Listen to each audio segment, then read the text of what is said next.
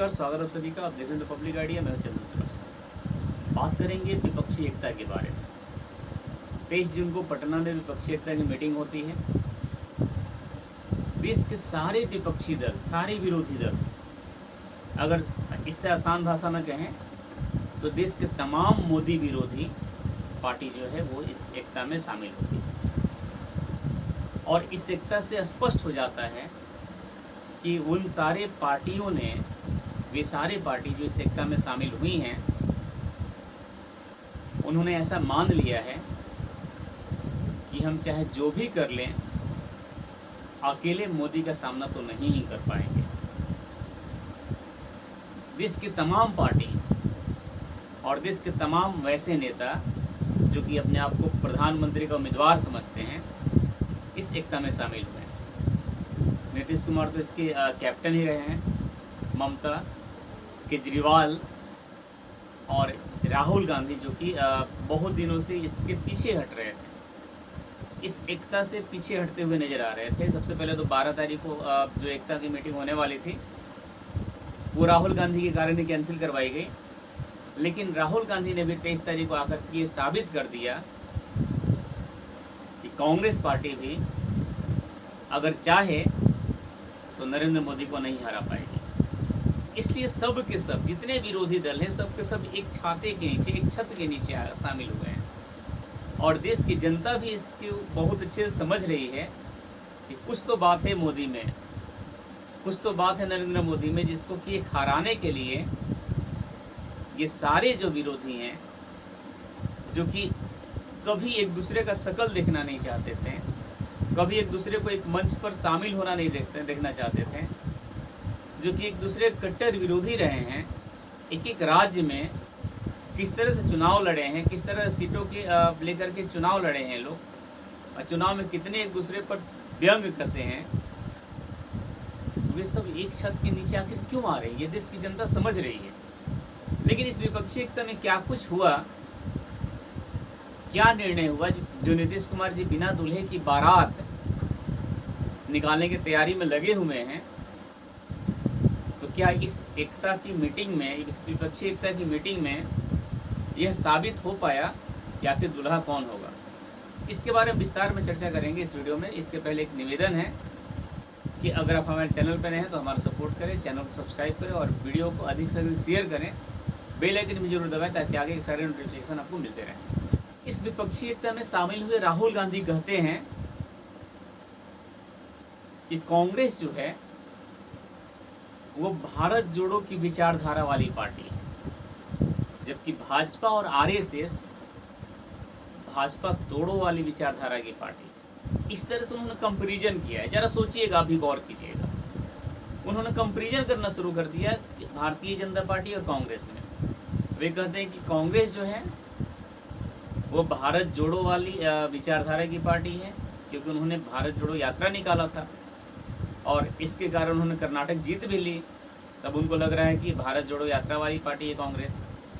जबकि भाजपा और आरएसएस जो है वो भारत को तोड़ने वाली विचारधारा की पार्टी है। राहुल गांधी कहते हैं कि कांग्रेस पार्टी देश को जोड़ने और मोहब्बत की दुकान खोलने की बात कर रही है, जबकि भाजपा ऐसे नहीं है। भाजपा देश को बांटने की बात कर रही है। राहुल गांधी कहते हैं कि अगर देश को बचाना है तो प्रधानमंत्री मोदी को हराना है। तो बात एकदम स्पष्ट है कि ये पूरी एकता की मीटिंग जो है एक तरह से नरेंद्र मोदी को हराने के लिए ही की गई, और कोई मुद्दा ही नहीं है। ना भारत का मुद्दा है, ना देश का मुद्दा है।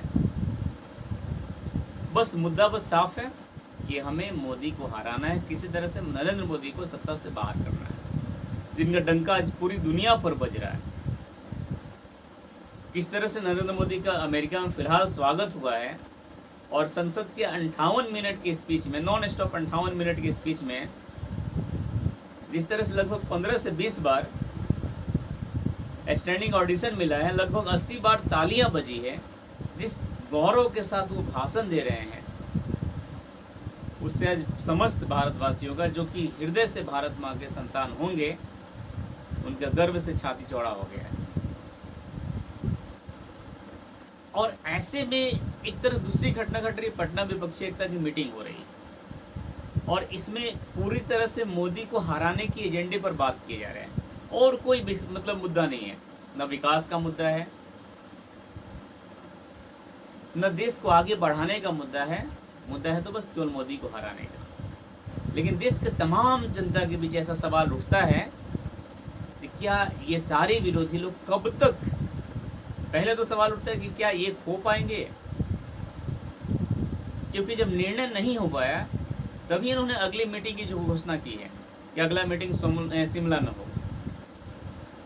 जब यहाँ पटना में बात नहीं बनी तो बात होने लगी शिमला की कि अगली सभा हम लोग की शिमला में होगी। तो क्या ये सारे विरोधी लोग एक साथ हो पाएंगे? क्या इन लोगों में गठबंधन हो पाएगा क्या? जो कि किसी का विचारधारा किसी से नहीं मिल रहा है, ना मिलता रहा है। कांग्रेस का देख लीजिए टीएमसी के साथ कांटे का मुकाबला रहा है हमेशा। अभी इसका बहुत बड़ा एग्जाम्पल है बंगाल चुनाव, जहां पे जमकर बमबारी कराई टीएमसी ने कांग्रेस के पार्टी पर, कांग्रेस के उम्मीदवारों पर। वैसे ही राहुल गांधी का ले लीजिए, इनसे केजरीवाल से बिल्कुल नहीं बनता है और ये सारे लोग कह रहे हैं कि हम एक साथ हो जाएंगे। कैसे हो जाएगा? फिर जनता को बेवकूफ़ समझ रहे हो क्या? क्या देश की जनता बेवकूफ़ है कि तुम्हारे कहने पर ये सब लोग विश्वास कर लेंगे? मतलब लोग विश्वास कर लेंगे। अब विश्वास करेंगे भी तो क्यों करेंगे भाई? तुम जैसे लोगों पर विश्वास करने लायक के पात्र तुम लोग हो ही नहीं, क्यों विश्वास करेगा? इस विपक्षी एकता में लगभग 17 दल पहुंचे और 17 दलों का इस तरह से प्रचार प्रसार किया गया कि पटना में लगे कि कोई उत्सव होने वाला है। हर जगह होर्डिंग, बैनर, स्वागत है, फलना ढिमकाना जो भी है ना, मतलब एक एक लोगों का हर जगह बैनर लगाया गया था, पोस्टर लगाया गया था, स्वागत है, अभिनंदन है पटना की धरती।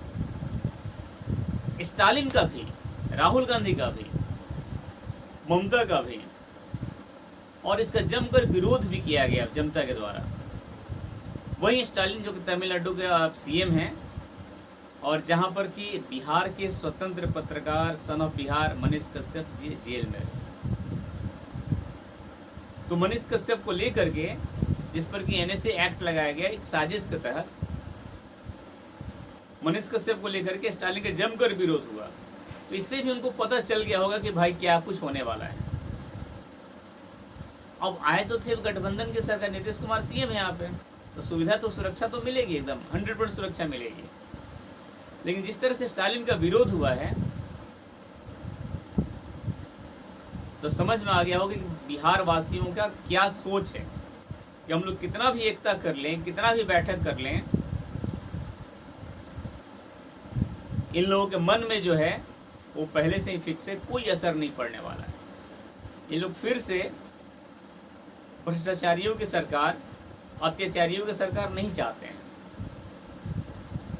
लोगों का मामला भी एकदम साफ है। लोग किस तरह की सरकार चाहते हैं? भारत, जो कि भारत को एक विश्व गुरु बनाने की काबिलियत रखे, भारत को उन्नति की राह पर ले जाने की काबिलियत रखे। ऐसी काबिलियत हो सरकार में कि भारत के हर एक नागरिक चाहे जहां भी जाए वो छाती चौड़ा करके अपना बातें कर सके, जो स्किल इंडिया की बात करे, जो भारत में स्वरोजगार की बात करे, महंगाई की बात करे, गरीबों की बात करे। ऐसी सरकार चाहिए, ना कि लूट खसोट की सरकार चाहिए। यहाँ ये देश की जनता समझ रही है। लेकिन आप जरा देखिए, ये विपक्षी एकता की जो मीटिंग हुई है, ये एक तरह से गैंग्स ऑफ ठग था, ठगों का समूह था। ये सब बड़े बड़े ठगदार इसमें शामिल थे। राहुल गांधी वहीं थे, केजरीवाल वहीं थे, सब ने जनता का पैसा लूट खसोट किया। अखिलेश यादव वहीं थे, उद्धव ठाकरे वहीं थे। मतलब मैंने बताया ना, गैंग्स ऑफ ठग था ये। और इस सभा में जिसकी बातें की गई हैं, तो इससे साफ पता चलता है कि ये मोदी का खौफ कितना बड़ा है। इन लोगों के मतलब मन के अंदर कितना मोदी का खौफ है कि अलग अलग विचारधारा रखने वाले, चुनावों में एक दूसरे कट्टर विरोधी होने वाले, जो आज तक किसी मंच पर एक साथ शामिल नहीं हुए हैं, वे सारे लोग भी आज एक साथ हो रहे हैं ताकि मोदी जी को हराना। इसका क्या कुछ असर होगा इस विपक्षी एकता का क्या प्रभाव पड़ेगा बिहार की राजनीति पे या देश की राजनीति पे, ये हम जनता से जानना चाहेंगे। इसलिए आप अपनी राय अपनी समझ से कमेंट में ज़रूर लिखिएगा कि इस विपक्षी एकता का क्या प्रभाव होगा, कितना तक ये सफल हो पाएगा, क्या ये विपक्षी एकता की जो बैठक हुई है वो रत्ती भर भी मोदी सरकार को प्रभावित कर पाएगी कि नहीं। इन सारे सवालों का जवाब आप कमेंट में जरूर दीजिएगा, अपना राय दीजिएगा, अपना सलाह दीजिएगा। फिलहाल इस वीडियो में इतना ही। आप देख रहे हैं द पब्लिक आइडिया, मैं हूं चंद्र।